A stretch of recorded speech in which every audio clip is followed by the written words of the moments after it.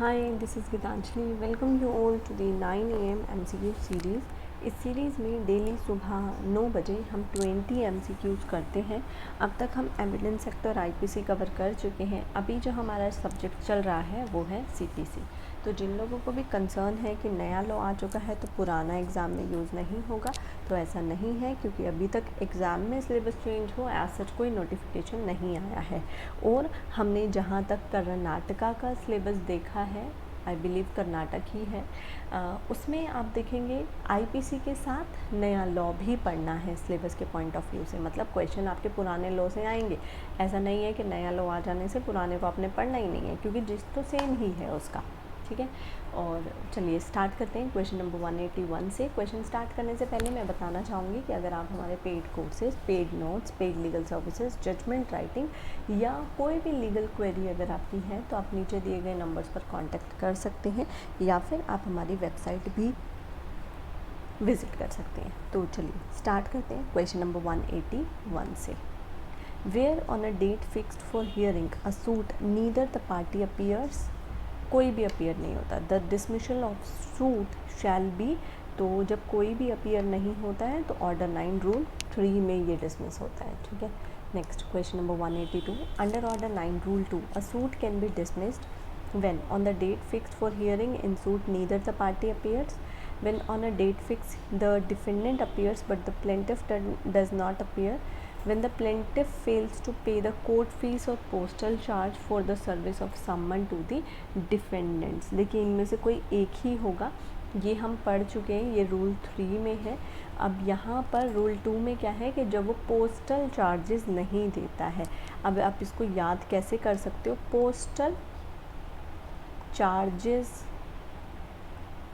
2 है ना, देने तो पड़ेंगे, 2 से आप लर्न कर सकते हो, रूल 2 में ये दिया गया है। तो आंसर होगा यहाँ पे ऑप्शन नंबर सी। ठीक है, इस तरीके से जब आप लिंक करके चलेंगे ना तो आपको ये एग्ज़ाम में रिकॉल हो जाएंगे। Next 183। A suit can be dismissed in default DID, order 9 rule 2, order 9 rule 3, order 9 rule 8। बताइए कहाँ कहाँ पर डिसमिस होता है, तो इसका आंसर होगा ऑप्शन नंबर डी, यानी कि order 9 rule 3 and order 9 rule 8। ठीक है, next question number 184। Order 9 rule 3 of CPC applies, कब अप्लाई होता है, when on the date fixed for hearing in a suit neither party appears, when on a date fixed of hearing in a suit only defendant appear and plaintiff does not appear, when the plaintiff fails to pay the court fees।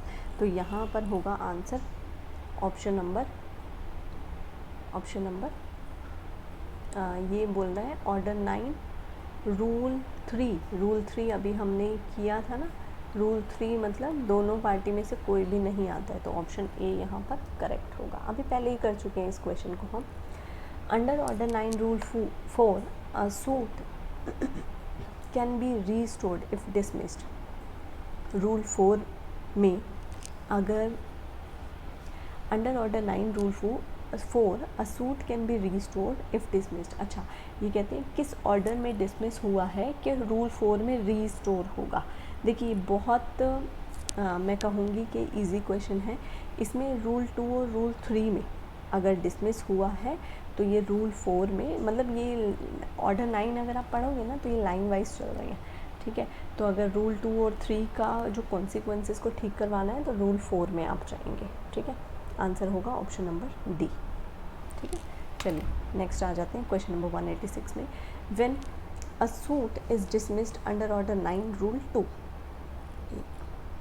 Yes, when a suit is dismissed under order 9 rule 2 and और under order 9 rule 3 of CPC, a fresh suit under order 9 rule 4, the same course of action is, क्या हम दोबारा suit file कर सकते हैं, not barred if within limitation. अभी हम पहले पढ़ चुके हैं, है ना, उसके कॉन्सिक्वेंसेस हमें 4 में दिए हुए हैं, तो हम दोबारा फाइल कर सकते हैं अगर लिमिटेशन पीरियड में है तो।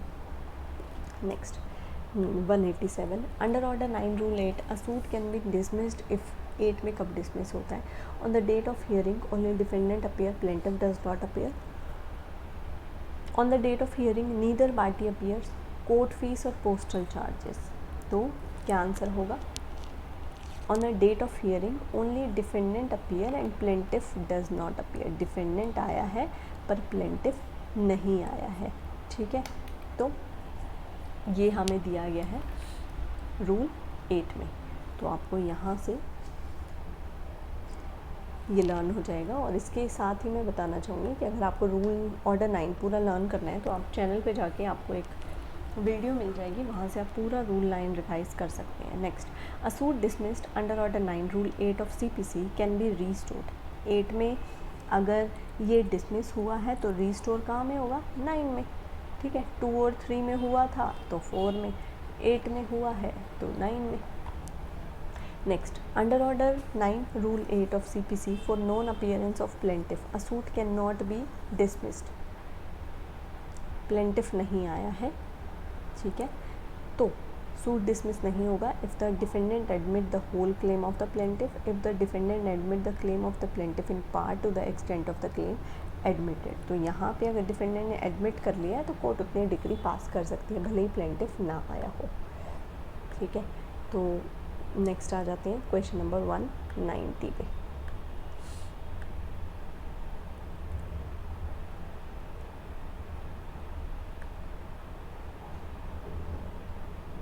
Yes, question number 190.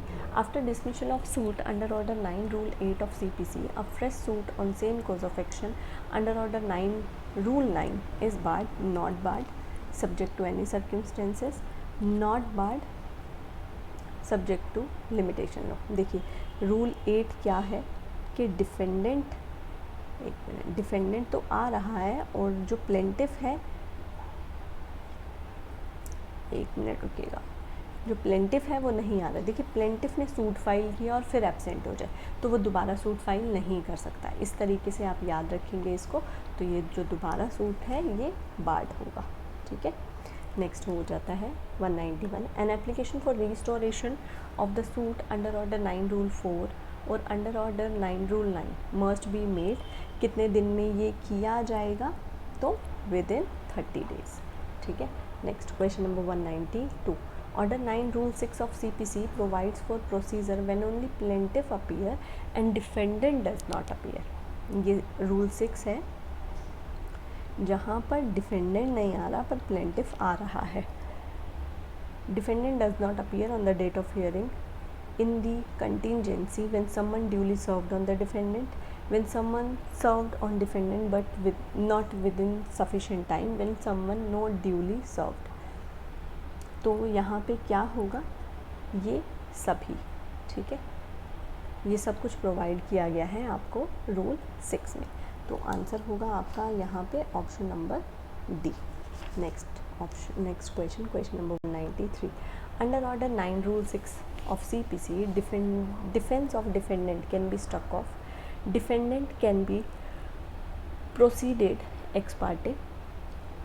Judgement can be pronounce against the defendant. जब डिफेंडेंट नहीं आ रहा है तो उस केस में कोर्ट क्या करेगी? तो डिफेंडेंट को एक्स पार्टे प्रोसीड कर देगी। ये रूल 6 में दिया गया है, ठीक है। तो आपको यहाँ पे ध्यान रखना है, फ्लो में डी ऑप्शन मार्क नहीं करना है। जब डिफेंडेंट नहीं आएगा तो वह एक्स पार्टे हो जाएगा। 194। An order under 9 rule 6 of CPC can be set aside. 6 वाला सेट असाइड कहाँ पे होगा? 7 में। क्लियर है, ठीक है। लाइन वाइज चल रहा है सब कुछ यहाँ पे। An application under order 9 rule 7 of CPC can be made. अब सेट असाइड करवानी है तो ये एप्लीकेशन कितने दिन में लगेगी? एट एनी टाइम ऑन और before the next date of hearing. Answer होगा ऑप्शन नंबर डी। ये बैरक्ट में क्लियर वर्ड्स में लिखा हुआ है, ठीक है। नेक्स्ट आ जाते हैं हम क्वेश्चन नंबर 196 में। Where a plaintiff who is order to appear in person fails to appear under order 9 rule 12 the suit of the plaintiff is liable to be. Suit क्या होगा? उसको बोला कोर्ट ने आने के लिए, वो नहीं आता तो डिसमिस होगा, ठीक है। नेक्स्ट आ जाते हैं क्वेश्चन नंबर 197 में। Where a defendant who has been order to appear in person fails to appear under order 9 rule 12। Defendant को बोला आने के लिए पर वो नहीं आता है, ठीक है। तो defence of the defendant is liable to be stuck off. Defendant is liable to proceed ex parte. तो एक्स पार्टे होगा। डिफेंस की स्टक ऑफ की बात 9 में कहीं पर भी नहीं की गई है। 198 an ex parte decree can be set aside. Decree set aside होती है आपकी रूल 13 में, ठीक है। आंसर होगा option number C. 199 an ex parte decree can be set aside on the ground of summon not duly served, being prevented by any sufficient cause from appearance, non-appearance due to non-availability of document with the plaint। X parte decree को अगर set aside कराना है तो कोई ना कोई valid reason होना चाहिए। कह सकता है हमें सम्मन नहीं मिला या हम आ नहीं पाए किसी कोज की वजह से, तो आंसर होगा option number D. Next question number 200, remedy is available against an ex parte decree included. X parte decree अगर हो गई है तो उसको सेट असाइड कराने के साथ साथ क्या कर सकते हैं, अपील कर सकते हैं, रिव्यू कर सकते हैं और सेट असाइड कर सकते हैं। तीनों ऑप्शन अवेलेबल हैं, तो आंसर होगा option number D, all of the above. तो यहाँ पे हमारे हो गए हैं 20 क्वेश्चन। आई होप ये सीरीज़ आप सभी के लिए हेल्पफुल होगी। अगर आपके कोई सजेशन या ओपिनियन है तो आप मुझे कमेंट सेक्शन में बता सकते हैं। आज के लिए बस इतना ही, मिलते हैं कल सुबह 9 बजे।